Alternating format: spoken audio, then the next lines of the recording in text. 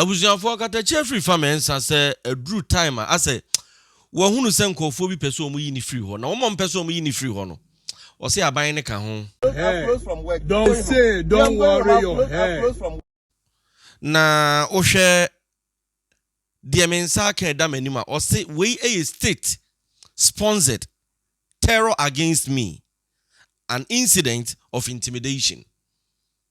Ade obetro editor on Facebook no say as a state in na sponsor say yenyini free won niema bi a wo ye ne nokure bi a wo kanti Okatakyie Afrifa Mensah wo ni Facebook a sabre die eda ho no enura me ne na mo ana me hu se bibi saa eden wa tro bibi saa e de ato your friend is saying ni Facebook with videos and pictures wo kire mu se enkofo bi a wo mo tata no abusuafo Okatakyie Afrifa Mensah so ni mo no waka on several occasions where MPP ni and bibia ni we betimi asesa na dwene amana jai se we MPP ni ba wo so on de no krede obeka so obeka ya yenua be me Happy FM wa ye adwuma wo kakra edrumre bi SYZ eno so koye adwuma wo last one cry hu ye Dr. Kwaku Angel TV ayeto abawie ya ye hu no ho biem a sabre wo ye se da bi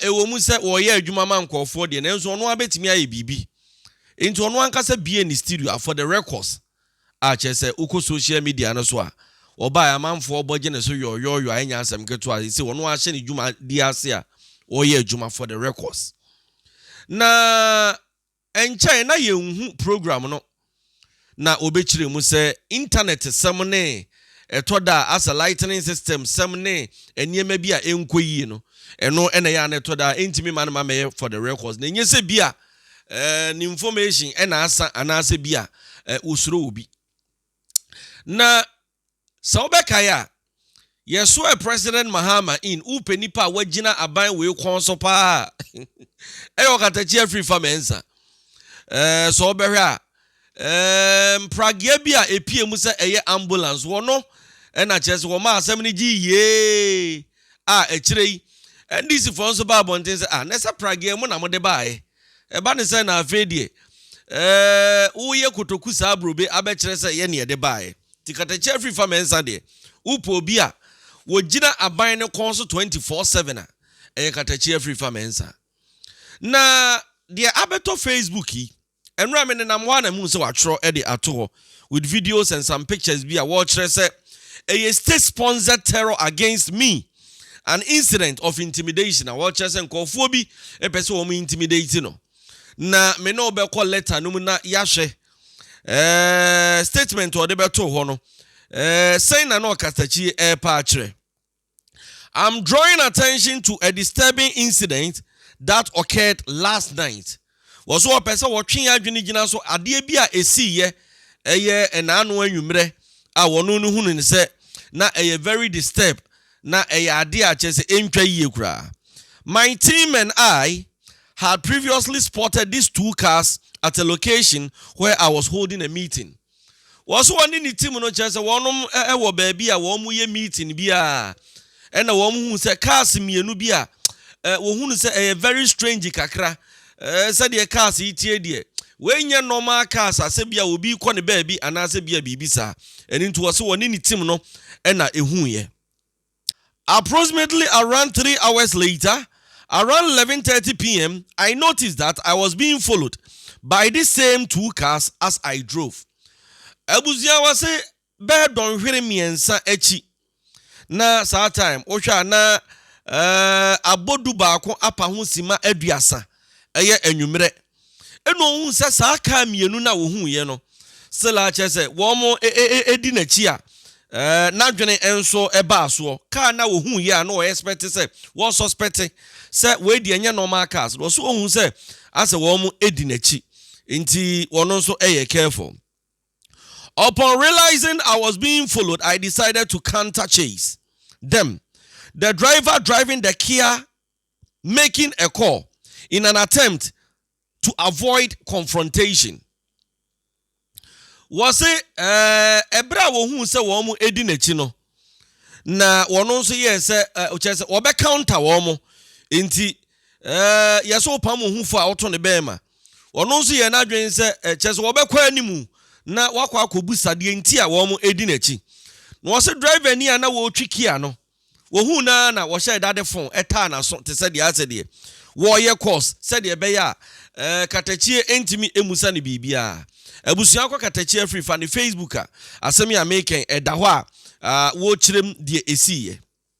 However, the driver of the Range Rover without a number plate whom we confronted claimed that he was a national service person, as dumb as they are.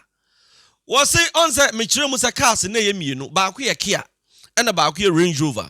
Na wo mo ekọ de no wo twi Kia no ho a wo mo busa nsa na abrante wo so mo ko busa no kra na wo de phone eta na so ye say de wo ye course na che say one person wo ne wo mo ebekasa enu nti wo mo ekọ de wo twi Range Rover no busa nsa na abrante anaju 11:30 p.m. asabre wo de ka di machi de ede asema en wo so wo kirem se wo ye national service personnel wo no chese wo ko ne ba bi wo kirem anya Okatakyie nti ena wo nam wo chese wo no wo twi ni ka wo ko ne ba bi yentie.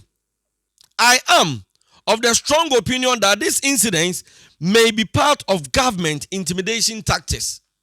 Was wo gidi se saa de ya esi yi aban ni mu bi aban ne nsa wo mu a chese ye pese ye saa na bi a wo betena for the records a ensem bi a waka no wo jai eka enti said ye wo si bi kire ne se saa de na esi anadwo no enye normal no hunu ne se aban ni mu bi a ye pese ye saa na yaka na no atum na ne niema bi a wokeka amanfo bi ebo enwoso no wo mo nso etimi kana no edituma wo kire mu se aban no wo sisu people se we die wotimu se aban no enimu bi. Was nevertheless I must stress that I will continue to exercise my right to freedom of expression and movement, and no amount of intimidation can silence me. Okatakyie Afrifa chirema was ne ekoso enyina no said ye work no eye ade bi a ye na ye pese nka wo mu ana no anase bia for the records program no wojai but also wo pese wo chese wo ka kire amanfo no wasisu people edema wo mo bo pa se bia se yenyini mfiri ho se yempra no se yenye ne den o se wo bekoso a na ne no kre freedom of expression because was say a freedom and justice na wa kire na adwene na afei so was bibie ni ho. No amount of intimidation can silence me. Was it be any ho? Se tuo, se sekan, se jain. Was it be any wa? Ebetimi akana no ede atum. Eno ni Okatakyie Afrifa Mensah. Me pese yenhwe timer or confronting nipa na no otu Range Rover no na ede asem ena ono nso waka ede kire Okatakyie Afrifa Mensah. Yenhwe video ni kakra. Very short. Okon Facebook a eda ho. Hey. Don't say, don't worry your head. Hey. Don't say, don't worry your head. Hey. Don't say, don't worry your head. Abusia nipa no ena wo kire mu se wono de wo kɔ ne ba bi enye ni nti ena wonam wo se nye ni nti ena wonam na yanhwɛ time nso a na cars no wo kire mu se no wo mu chase no nso a na wo kire mu se o de kɔ wanim oso wo mo boa yanhwɛ sa video no nso.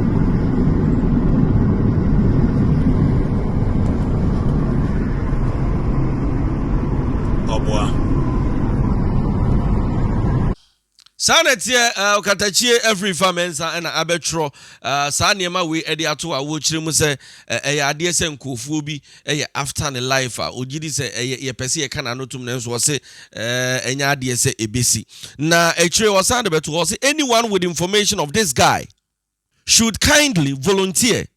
He is the driver of the Range Rover that was trailing me. He claims he's a national service personnel. We shall not be intimidated by anyone. Wotremo was say nipa na wotwi Range Rover wode nanim aba beto no. Oso obi onim information bia no emfama no because we confronting on which we say no there where national service near work on the baby and I watch me say enya there say no amount of intimidation in the betimi intimidate to no Okatakyie Afrifa Mensah san say ohunu ne say no kre and I walk na no kre true do and I walk enti enya there say obi abetimi intimidate nti abusuafo sanity hi DJ K Nyansa TV. Making sure someone subscribe here, abe subscribe na face so what pressing notification button for more uploads. Me that say OJ bre na o share me. Macrow. Bye bye.